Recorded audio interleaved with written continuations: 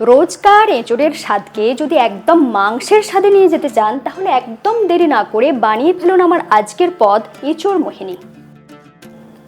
ঠিক কোন মশলার ব্যবহারে এবং সঠিক কোন পদ্ধতিতে বানালে এর স্বাদ হয়ে যাবে একেবারে দুর্দান্ত লোভনীয়, সেটাই আজ স্টেপ বাই স্টেপ শিখে নেব। সঙ্গে রইলাম আমি ঋতুপর্ণা, আপনারা দেখছেন ঋতুর রান্নাঘর।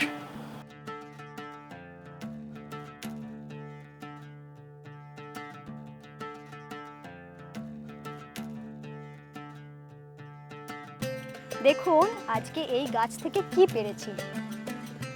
কাঁঠাল কাটাতে আমার থেকেও মামুনি বেশি এক্সপার্ট, তাই ওকে দিয়েই কাটাবো। এরপরে জলে ডুবিয়ে দিচ্ছি যাতে আঠাটা কিন্তু লাগবে না বেশি। এঁচোড়টা ভালো করে ধুয়ে একটা পাত্রে নিয়ে নিয়েছি। এখানে আমি আলু ব্যবহার করছি, দুটো মিডিয়াম সাইজের আলুকে এইভাবে কেটে নিয়েছি। এরপর আলু আর এঁচোড়েতে দিয়ে দেবো কিছু মশলা। দিয়ে দিচ্ছি সামান্য একটু হলুদ,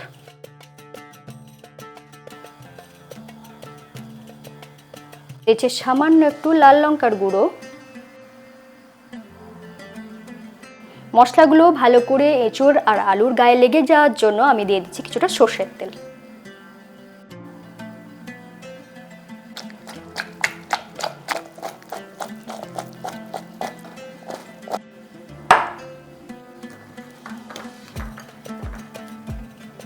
এই রান্নার দুর্দান্ত স্বাদের সবথেকে বড় সিক্রেট হলো একটা মশলা, সেটাই এখন দেখে নেব।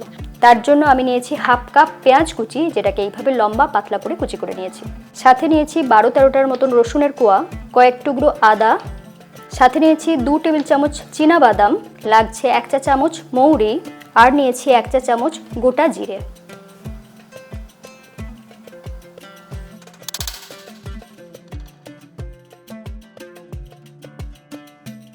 আজকের রান্নাটা পুরোটাই হবে সর্ষের তেলে, তার জন্য দিয়ে দিচ্ছি 1 চা চামচ সর্ষের তেল।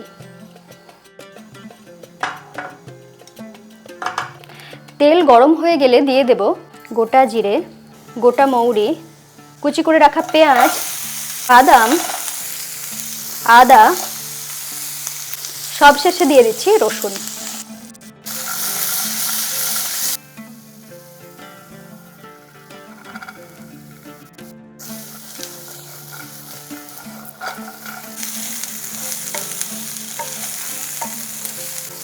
এটা কতক্ষণ পর্যন্ত ভাজবো? যতক্ষণ না পর্যন্ত পেঁয়াজটা বেশ হালকা লালচে রং আসছে। 3 থেকে 3.5 মিনিট মতন এইভাবে ভেজে নিয়েছি, বেশ লালচে রং এসে গিয়েছে। এরপর এটাকে ঠান্ডা করে বেটে নেব। মশলাটা পুরোপুরি ঠান্ডা হয়ে গিয়েছে, এরপর বেটে নেব।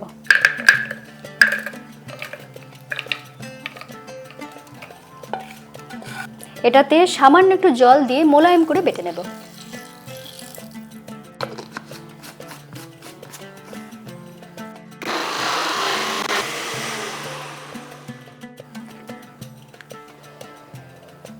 আহ, কি মিষ্টি গন্ধ!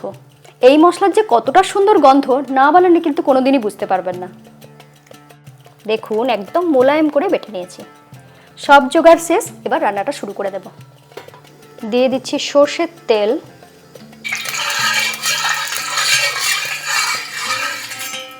তেল বেশ ভালো মতো গরম হয়ে গিয়েছে। এরপর দিয়ে দিচ্ছি 2 টুকরো দারচিনি, দিচ্ছি 3টে ছোট এলাচ, কয়েকটা গোটা গোলমরিচ, আর দিয়ে দিচ্ছি 7-8টার মতন লবঙ্গ।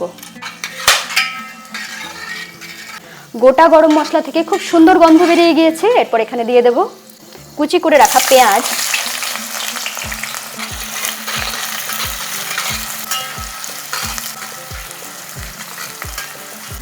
পেঁয়াজটা ভাজতে ভাজতে এই সময় দিয়ে দেবো সামান্য একটু চিনি, যাতে খুব সুন্দর কালারটা আসে। একটু নাড়াচাড়া করে নিচ্ছি। দেখুন পেঁয়াজটা যখন হালকা লাল হতে শুরু করেছে, ঠিক সেই সময়ে দিয়ে দেব মশলা মাখানো এঁচোড়, আর একই সাথে দিয়ে দেব কুচি করে রাখা আলু।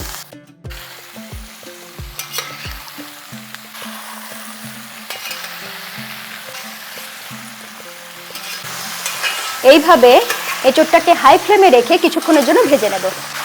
4 মিনিটের মতন এইভাবে ভাজা ভাজা করে নিয়েছি। দেখুন ঠিক এইরকম ভাজা ভাজা হয়ে যাওয়ার পরে দিয়ে দিচ্ছি স্বাদ মতো নুন, আর দিয়ে দিচ্ছি হলুদ গুঁড়ো, দিচ্ছি 1 চা চামচ লাল লঙ্কার গুঁড়ো, আর ঠিক এই সময়ে দিয়ে দেবো কুচি করে রাখা টমেটো।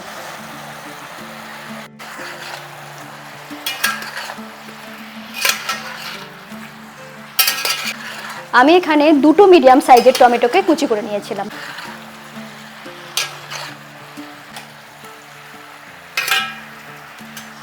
এরপর এটাকে ঢাকা দিয়ে রান্না করে নেব মিডিয়াম ফ্লেমে। 10 মিনিটের মতন এটাকে আমি রান্না করে নিয়েছি, মাঝে মধ্যে কিন্তু খুলে একটু নাড়াচাড়াও করে দিয়েছি।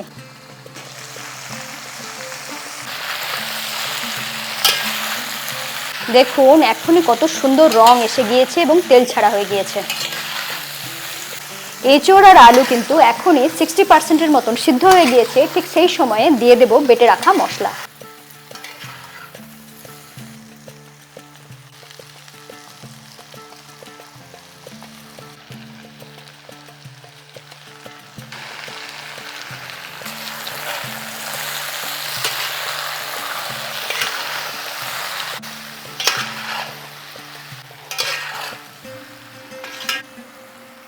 এরপর আবারও এটাকে ঢাকা দিয়ে একটু মিডিয়াম ফ্লেমে রেখে কষিয়ে নেব।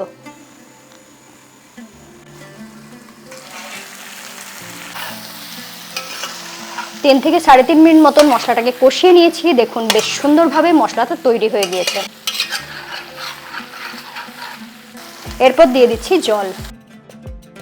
আমি এখানে ব্যবহার করেছি 1.5 কাপ মতন জল।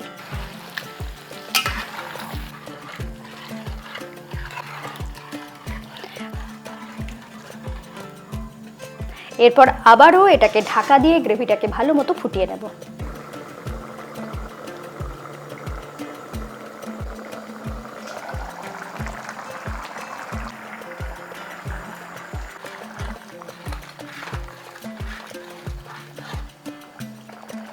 দেখুন আলুটা টিপে দেখিয়ে দিচ্ছি কত সুন্দরভাবে সিদ্ধ হয়ে গিয়েছে। সব শেষে আমি দিয়ে দিচ্ছি সামান্য একটু ঘি, শুদ্ধ দেশি গাওয়া ঘি। এরপর ঢাকা দিয়ে কিছুক্ষণের জন্য স্ট্যান্ডিং টাইমে রেখে দেব। রেসিপিটা একদম ইউনিক, অবশ্যই ট্রাই করে দেখুন, আমার বিশ্বাস আপনাদের ভালো লাগবে। এখনো যদি ঋতুর রান্নাঘরকে সাবস্ক্রাইব করে না থাকেন তাহলে আজই করে নিন, বেল আইকন প্রেস করে রাখুন। সকলে খুব ভালো থাকুন, আবার দেখা হচ্ছে এরকমই নতুন নতুন রেসিপির সাথে।